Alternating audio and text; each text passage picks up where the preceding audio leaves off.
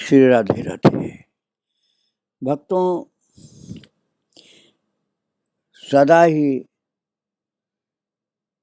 दो प्रकार के मनुष्य रहे हैं, एक दुर्गुणों को देखने वाले, एक गुणों को देखने वाले। जड़ चेतन गुण दोष मैं विश्व कीन करतार, संत हंस गुण गहहि पय परिहरि वारि विकार।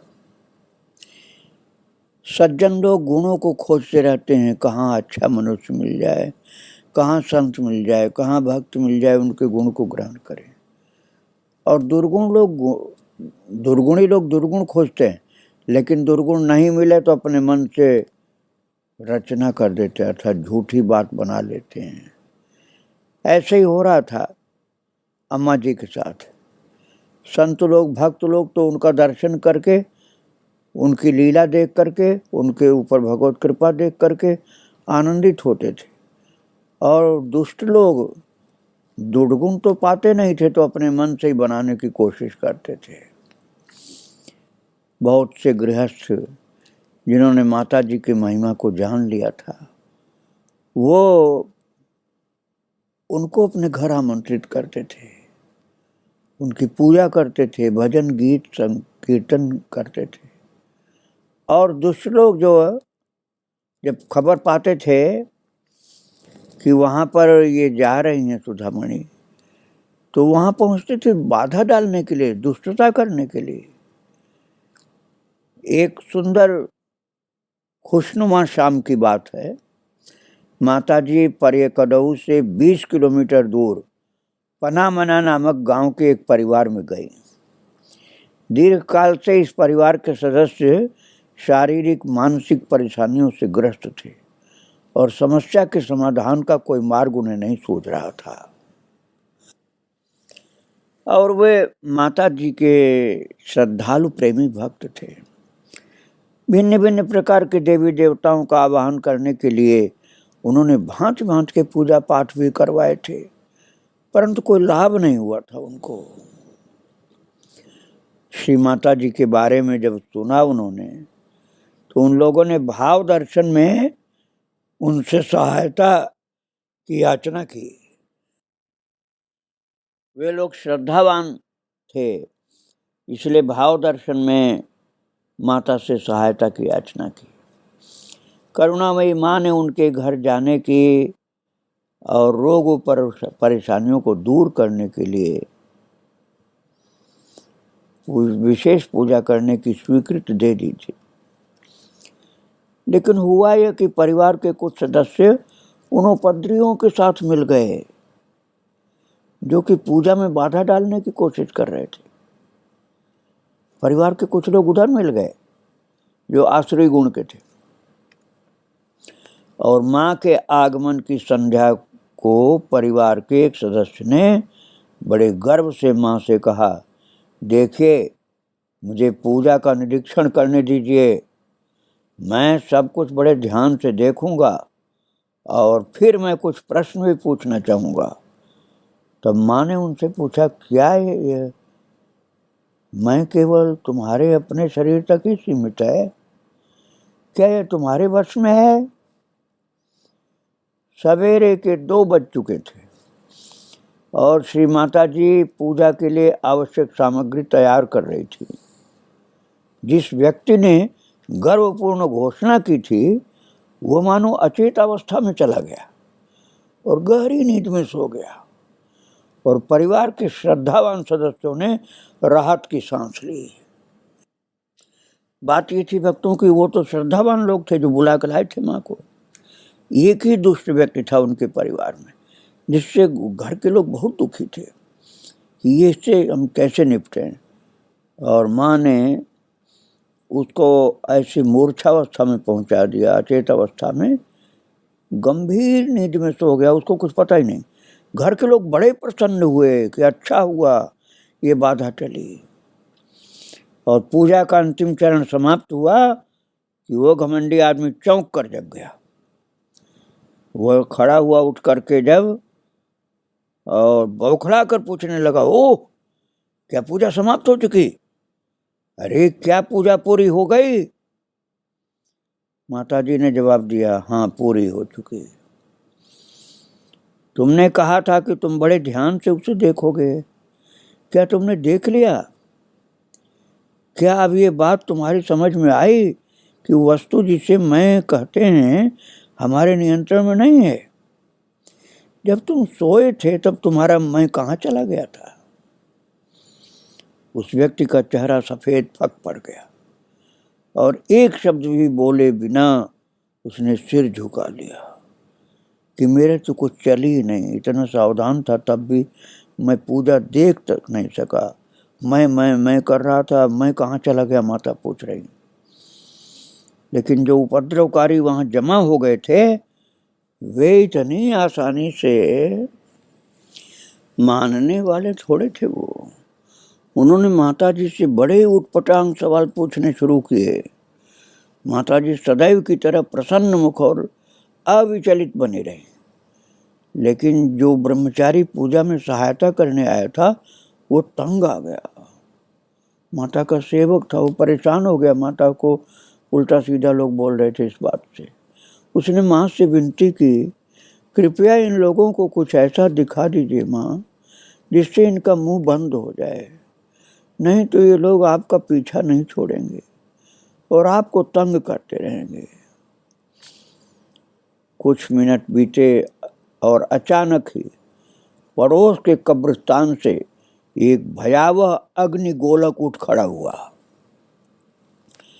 और उस ज्वालामय मंडल के चारों ओर आग की चिंगारियां जैसे नाचती हुई छिटक रही थी। अब माताजी की बारी थी कि उन अवाक उपद्रवकारियों से जवाब पूछे। तुम में से जो साहसी हो वो कब्रिस्तान तक जा करके लौटता क्यों नहीं? लेकिन उनमें से एक भी आगे नहीं बढ़ा। माताजी ने कहा, तुम लोग बड़े साहसी हो ना, तो कब्रिस्तान तक जा करके लौट करके आओ।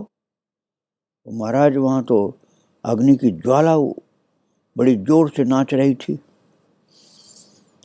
तो उनमें से एक भी आगे नहीं बढ़ा। एक क्षण के बाद ही डर के मारे बच्चे बन गए। वे सारे पुरुष भाग करके खड़े हो गए दूर। जो अभी तक माँ से उल्टा सीधा बोल रहे थे वो भागे वहां से। उन्होंने समझा कि कब्रिस्तान से भूत आ रहे हैं और हमको खा जाएंगे। और माता को तो सब पता था, माता जी के नियंत्रण में था सब। ऐसे ये घटना सन 1980 को वल्लीकाऊ से 10 किलोमीटर दूर एक शहर करुणागपल्ली में रहने वाली इंदिरा के घर में घटी। और इंदिरा माता जी की उत्कट भक्त थी। भक्तों में इंदिरा गांधी की बात नहीं कर रहा हूँ, आप लोग समझने में भूल मत करना। वहाँ इंदिरा नाम की एक महिला थी, उसकी बात कर रहा हूँ। जो इंदिरा थी वो माता जी की वहाँ पर जो थी वो माता जी की उत्कट भक्त थी। और उसने माता जी के पदार्पण के द्वारा अपने घर को पावन करने के लिए श्री माता जी को अपने घर में निमंत्रित किया। हमेशा की तरह बुद्धिवादी भी उसके निर्धारित स्थान पर संध्या को आ पहुंचे। बुद्धिवादी अर्थात शरारती व्यक्ति समझिए, जो अपने को बड़ा ज्ञानी समझते थे, कहते थे हम लोग समझदार हैं, बुद्धिमान हैं। वे लोग वहां पहुंच गए और परिवार के लोग उन्हें देखकर घबरा गए, क्योंकि वे लोग बड़े कुख्यात दुष्ट लोग थे। घर के लोग तो श्रद्धावान थे जो माँ को बुलाए थे, इंदिरा जी के घर के लोग। और जो दुष्ट लोग इकट्ठे हुए उनको देख करके लोग बड़े दुखी हुए कि ये लोग कहाँ से आ गए मेरे घर। तो परिवार वालों ने माता जी से विनती की कि उन नास्तिकों की टोली को तितर बितर कर दो माँ, इनको देख करके हम लोगों के मन में अशांति हो रही, दुख हो रहा है, ये कहाँ से दुष्ट लोग आ गए। श्री माता जी ध्यान में डूब गई और फिर थोड़ी देर में आश्चर्यचकित होकर के लोगों ने देखा कि वहाँ अनेक ज्योतिर्मय नन्हे नन्हे दीप सम प्रकाश पुंज से आवृत एक ज्वलंत चक्र दिखाई पड़ा। और ये चक्र घर के उत्तरी भाग में प्रकट हुआ और सामने के मुख्य द्वार से गुजरता हुआ दक्षिणी दिशा की ओर चला गया। भक्तगण विस्मय और श्रद्धा से अभिभूत हो उठे और श्री माता जी का मानो विनम्रता पूर्वक प्रणाम कर करके अभिवादन करने लगे और धीरे धीरे वो वृत्त ऊंचे और उड़ान भरने लगा और आखिरकार वो दूर हो गया, दृश्य तब अदृश्य हुआ। लेकिन उससे पहले उसके घर के पिछवाड़े के आंगन में उगे हुए बिल्व वृक्ष की परिक्रमा की। चकित और भयभीत होकर नास्तिकों की टोली वहां से भाग खड़ी हुई कि पता नहीं इसके द्वारा माता हमको जला न दे। और इस घटना के बाद फिर कभी उन्होंने श्री माता जी के भजन पूजन में विघ्न नहीं डाला। वो समझ गए कि माता की शक्ति हमको जला के भस्म कर देगी। यहाँ तक कि उनमें से कई तो माता जी के भक्त भी बन गए और समझ गए कि इनकी शक्ति के सामने हम लोग कुछ भी नहीं। और जिस घर के विषय में अभी मैं बता रहा था भक्तों, उसके पड़ोस में ही एक बड़ा अहंकारी जादू टोना करने वाला ओझा रहता था। तो किसी ने उसे परेकड़ऊ की उस किशोरी के बारे में बताया कि सप्ताह में 3 रात को कृष्ण और देवी से आविष्ट हुआ करती थी। उस मांत्रिक ने डींग हाँकी कि वह इस दिव्य भाव को यूं चुटकी बजाते समाप्त कर डालेगा। उसने दावा किया, मैं कुछ 2 बड़े प्रभावशाली मंत्रों का जाप करते हुए नारियल के एक पत्ते को बीच से चीरकर उसके हाथ में दूंगा और उसके शरीर में देवी देवताओं का आगमन तुरंत ही रुक जाएगा। एक दिन वह इडमंडेल आया। उसने भरसक प्रयास किया, लेकिन उसने जैसी डींग हाँकी थी वैसा कोई परिणाम या चमत्कार नहीं हुआ और अपना सा मुंह लेकर के उसे वापस लौट जाना पड़ा। लेकिन उस दिन के बाद वो श्री माता जी के विरुद्ध जादू टोना करता रहा और कई बार उसने दुष्ट मंत्रों से सिद्ध विभूति जो राख थी माँ के पास भेजा, लेकिन उसके सारे प्रयास विफल हो गए। उसने कुछ दिनों के बाद वो जब ऐसे माता को सताने का प्रयास करता रहा तो स्वयं ही पागल हो गया वो और गलियों में भीख मांगता फिरने लगा।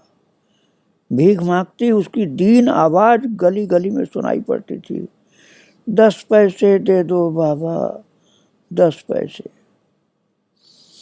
श्री माता जी का आवास जिस द्वीप में था वहीं आलिक्कल नामक एक गांव था और वहाँ एक पुजारी रहता था। वो मंदिर का पुजारी विख्यात मांत्रिक था। भोले भाले निरीह व्यक्तियों को आविष्ट करने वाली दुष्ट आत्माओं भूत प्रेतों को भगाने में उसकी ख्याति थी। ऐसा लगता है कि श्री माता जी से अत्यंत घृणा करने वाली एक प्रौढ़ स्त्री गुप्त रूप से इस पुजारी से मिलने गई।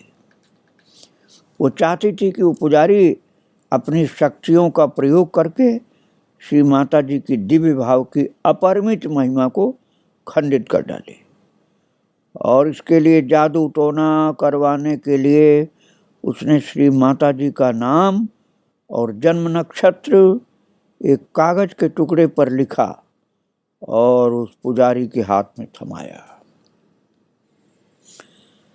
उस दिन भक्तों माता जी की एक भक्ति ने स्वप्न देखा जिसमें माता जी प्रकट हुई। उन्होंने कहा कि वो अगले दिन एक विशेष मंदिर में जाकर वो वहाँ पूजा करे। अगले दिन भक्ति ने जाकर माता जी को उस स्वप्न के बारे में बताया। माँ ने कहा तुम वहाँ जाकर आओ, तब तुम स्वप्न का महत्व समझ पाओगे। इस प्रकार माता जी की अनुमति लेकर वो स्त्री उस मंदिर की ओर चली। भक्तिन को पता नहीं था कि वो वही मंदिर था जहाँ का पुजारी माता के विरुद्ध जादू टोना करने के लिए उकसाया गया था। और पूजा अर्पित कर चुकने के बाद भक्तिन वो पुजारी के पास मिलने गई, क्योंकि वो उनसे कुछ बातों पर चर्चा करना चाहती थी। तो भक्तिन को देख करके पुजारी ने उसका स्वागत किया और जिस चारपाई पर वे बैठे थे उससे उठ करके खड़े हो गए और भक्तों वो उस पर बिछी हुई दरी आज को समेटने लगे और कहा, बैठिए बैठिए। और अचानक ही दरी पर से एक कागज उड़कर भक्तिन के आगे जमीन पर गिरा। भक्तिन ने कागज उठाया तो उसे देखा कि उसमें माता जी का नाम और जन्म नक्षत्र लिखा हुआ था। वो तुरंत अपनी छाती पीटने लगी, रोने लगी। ये तुमने क्या किया? क्या तुमने हमारी माँ का कोई अहित कर दिया है? अगर ऐसा है तब तो अब हम लोग भी जीवित नहीं रह पाएंगे। यह कह करके वो रोने लग गई। पुजारी ने समझाया, नहीं नहीं, मैंने कुछ नहीं किया। कल एक बूढ़ी औरत यहाँ आई थी और लगातार मुझसे कहती रही कि मुझे इस बालिका के आवास स्थल का सर्वनाश कर देना चाहिए। वो मुझे और ज्यादा तंग न करे और यहाँ से चली जाए, इसलिए मैंने उससे यह लिखा लिया और वही कागज यहाँ रखा हुआ है। भक्तिन को पुजारी की सीधी सच्ची बातें सुन करके थोड़ी सांत्वना मिली और उसने उनसे विनती की, कृपया आप वहाँ पधारें और स्वयं देखें कि वहाँ क्या हो रहा है, तब आपको घटनाओं की वास्तविकता का पता चलेगा। और पुजारी ने मान लिया और कहा कि शीघ्र ही वे स्वयं वहाँ आएंगे और प्रत्यक्ष स्थिति की वास्तविकता को समझेंगे। अपने वचन के अनुसार एक भाव दर्शन के समय पुजारी इडमंडेल आए। उस प्रसिद्ध पुजारी के आगमन की खबर पाकर श्रद्धालुओं और बच्चों की भीड़ इकट्ठी हो गई और व्यग्रता से मांत्रिक और माता जी की भेंट की प्रतीक्षा करती रही। कुछ लोग कह रहे थे, ये पुजारी बड़ा शक्तिशाली मांत्रिक है, यहाँ जो कुछ हो रहा है सब बंद करवा देगा। गहन आस्था वाले भक्तों ने कहा, नहीं, वे ऐसा कुछ नहीं करेंगे। पुजारी एक बूढ़ी औरत के साथ आए और मंदिर में प्रवेश करते हुए उन्होंने उस महिला के हाथ में धान के चिवड़े की एक पुड़िया थमाई। पुजारी ने पहले ही मन ये निश्चय कर लिया था, यदि माता जी ये सिद्ध कर देंगी कि वे यथार्थ में एक दैवी व्यक्तित्व हैं, तब वे उनके भक्त हो जाएंगे। माता जी कृष्ण भाव में थी। उन्होंने पुजारी को एक मुट्ठी भर भभूत दी और पूछा, आप यहाँ ये मंत्रोच्चार करने ही आए हैं ना? उन्होंने एक अज्ञात सा मंत्र पढ़ा जो केवल पुजारी को ज्ञात था। पुजारी आश्चर्यचकित रह गए। माता जी ने आगे कहा, आप तो हनुमान जी के भक्त हैं ना, तो फिर जिस जीव से आप उनके नाम का उच्चारण करते हैं उससे दुष्ट मंत्रों का उच्चारण न करें। पुजारी अवाक खड़े रहे। दुनिया में किसी को पता नहीं था कि पुजारी के इष्ट देव हनुमान हैं। माता जी ने उनके जीवन के सबसे गहन रहस्य का विस्फोट कर दिया था। लेकिन माता जी इतने पर ही नहीं रुकी। आपने मंदिर के बाहर एक स्त्री को खड़ा करके उसके हाथ में चिवड़े की पुड़िया दे रखी है ना? माता आगे बोलती गई इस प्रकार से, सुदामा कृष्ण के पास चिवड़ों का उपहार लेकर के गए थे, आप भी वही भेंट करने आए हैं ना? लेकिन एक बात है, सुदामा ने वैराग्य और सत्य का चिवड़ा भगवान को अर्पित किया था, इसलिए हालांकि उस चिवड़े में कंकर रेत पड़ी थी, फिर भी भगवान उसे देखे नहीं। उन्हें तो केवल सुदामा की विशुद्ध भक्ति और उन्मुक्त स्वच्छ हृदय नजर आया। सब कुछ अमृत था, इसलिए भगवान ने उसे पा लिया, प्रेम से खा लिया। आपने अपने पड़ोसी से कच्चे धान क्यों उधार लिए? धान को कूटने के बाद उसमें कंकड़ रेत मिलाकर आप क्यों यहाँ ले आए? पुजारी को अपने कानों पर विश्वास नहीं हो रहा था। अपने किए कराए का पूरा वृत्तांत माताजी के मुख से सुनकर उसकी आंखों में आंसू आ गए।